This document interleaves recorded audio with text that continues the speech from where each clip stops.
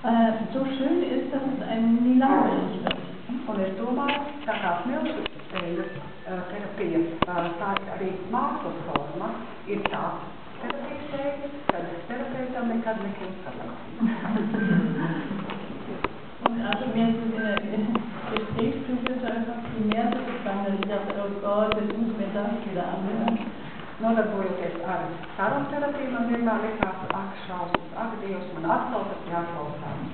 Während das Anspieltherapie nie passiert.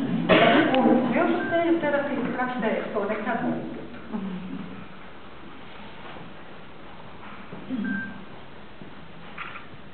Jā. Varbūt tas ir banāls jautājums, bet es esmu dzirdējis dažādas viedokļas. Ar kādu vecumu bērniem Linda sāk strādāt? Kas ir jaunākais vecums?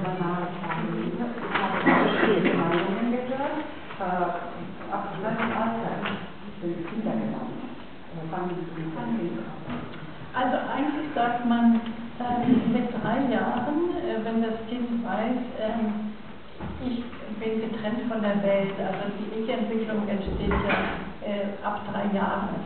Tātad parasti saka no 3 gadu vecuma, jo tad ir ar es attīstības saistība, kad bērns saka, es esmu šķirts no pasaules.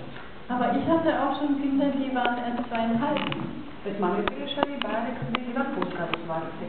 Aber das ist ein ganz anderer Zugang natürlich. Savukārt pieejas veidi ir atšķirīgi.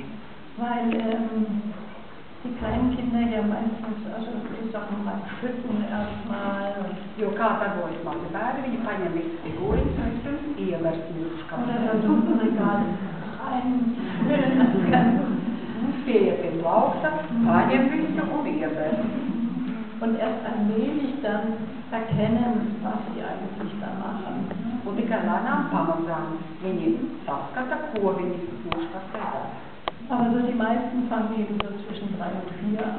Bet lielākā terapija sāk strādāt ar bērniem vecumā no 2 līdz 4 gadiem. Und dasselbe kann man natürlich auch am Elternhilfe fragen. Wie lange können Menschen das hier machen? No 3 līdz 4 piedodiet lūdzu.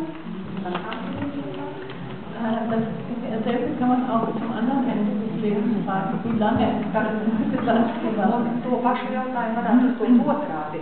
Proti par dzīves nogali domājot, līdz cik gadiem